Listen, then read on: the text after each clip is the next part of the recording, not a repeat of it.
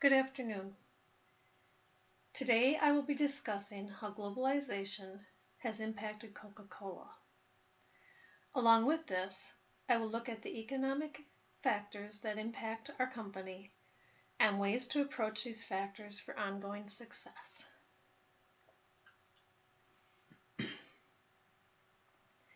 The ever-changing economy has brought new possibilities, but also brings challenges for Coca-Cola.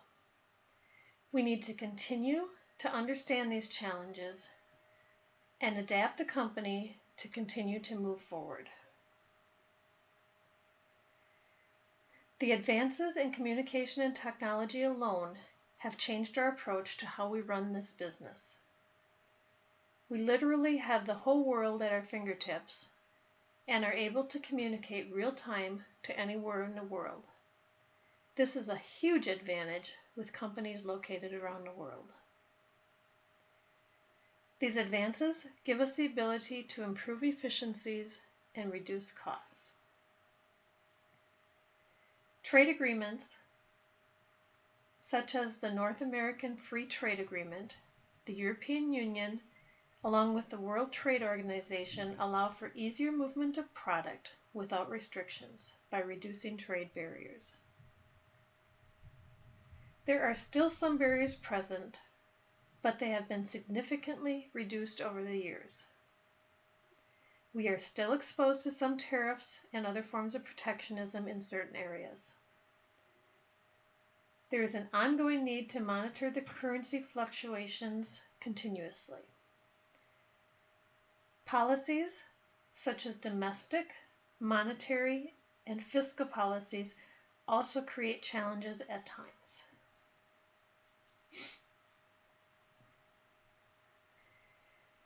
More and more goods and services, along with funds, are moving internationally. Open trade has made it easier to move products around the world. Open trade allows for long-term economic growth, and it can also benefit developing nations. Coca-Cola can experience gains in economies of scale from open trade due to faster growth, the many benefits obtained in research and development by the ability to do so on a global scale, and the cost savings that occur from gained efficiencies, along with these cost savings which leads to revenue increases. Open trade creates a competitive environment along with price stability. Currency fluctuations occur when the currency rate differs between two countries when their currency rates change.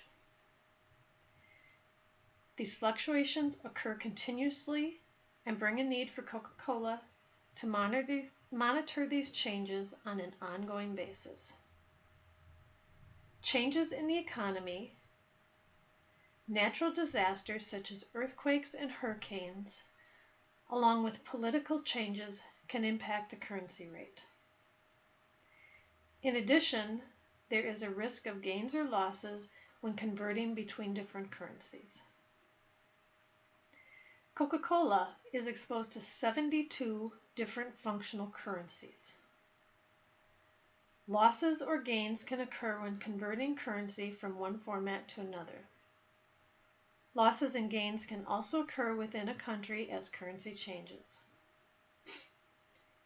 When the dollar is strong in the United States, we at Coca-Cola can actually incur a loss when changing foreign currency into dollars. The many changes in currency tend to balance each other out over time. What measures can we take to combat these fluctuations? The easiest thing to do is monitor the changes and hope things balance out over time. This is not a very safe option. Coca-Cola already uses hedging, arbitrage, and speculation techniques and needs to continue to use these tools to manage risk. We need to continue to enter into forward contracts to lock in prices. This can reduce risk depending on the changes that occur in the currency value. Speculation and anticipating changes and adapting can also help to reduce risk. These risk-reducing tools should continue to be used. Currency fluctuation require ongoing monitoring, along with speculating changes and making adjustments accordingly. Tariffs are taxes placed on imports and exports. Tariffs are used to control and protect trade between nations. The extra costs from tariffs are usually transferred to the cost of a good or service, raising the prices for consumers. Tariffs have created a need to locate manufacturing plants within foreign countries. Doing this helps to avoid the exposure to tariffs. The World Trade Organization and other free trade agreements have decreased the number of tariffs, but they are still present. Duty Calculator reports the average import duty for Coca-Cola is 14.8%.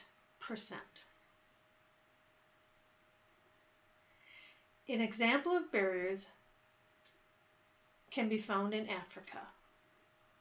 There are a multitude of different regions and countries, along with numerous different currencies throughout Africa.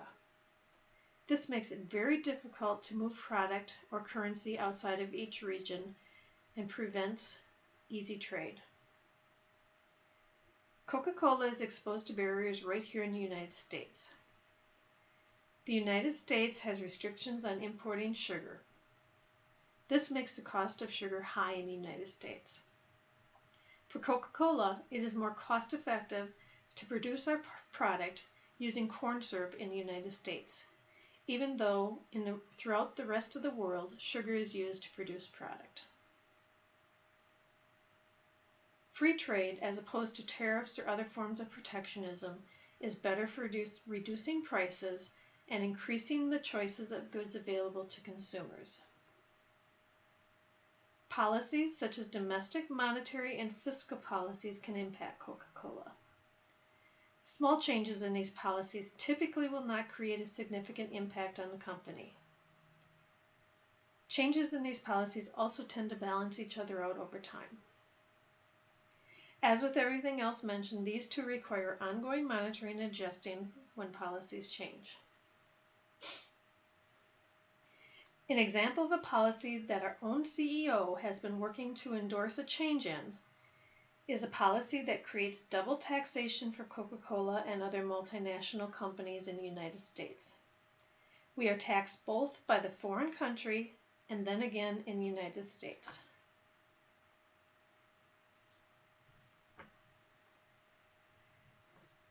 Coca-Cola employs over 700,000 people worldwide.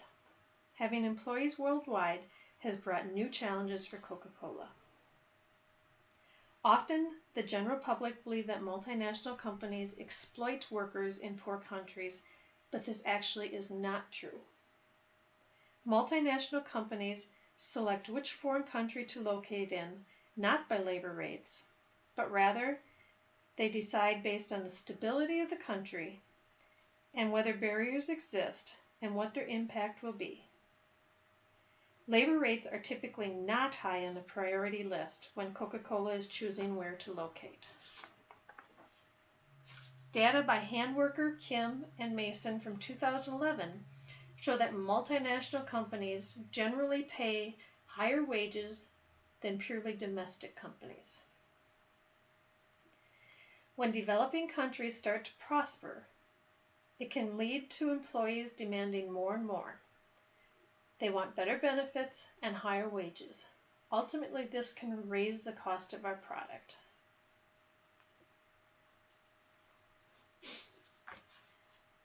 Cost advantages can be gained by increasing size, increasing output, and obtaining larger scales of operation. Coca-Cola can produce more product without increasing costs by taking advantage of economies of scale. Economies of scale allow for specialization. We are able to use local resources as well as decrease the cost of transporting supplies and product. The large size of multinational companies such as Coca-Cola allows the company to purchase in bulk. Technology advances help to improve efficiencies.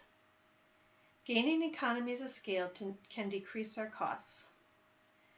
Some gains in economy of scale can occur with the manufacturing side of our business, but our biggest gains come from globalization and the ability to use experience and resources available to us on a global level.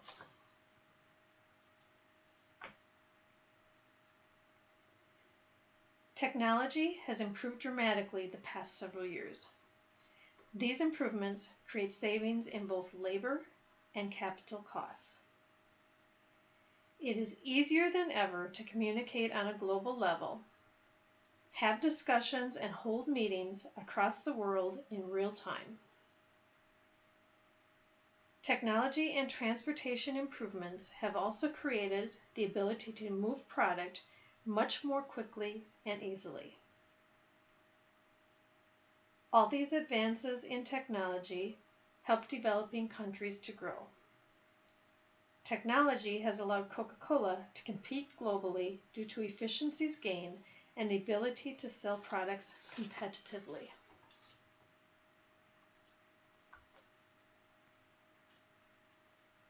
Our company believes to have a successful business and make the best decisions, we must first have a goal, have a reason, and have an objective.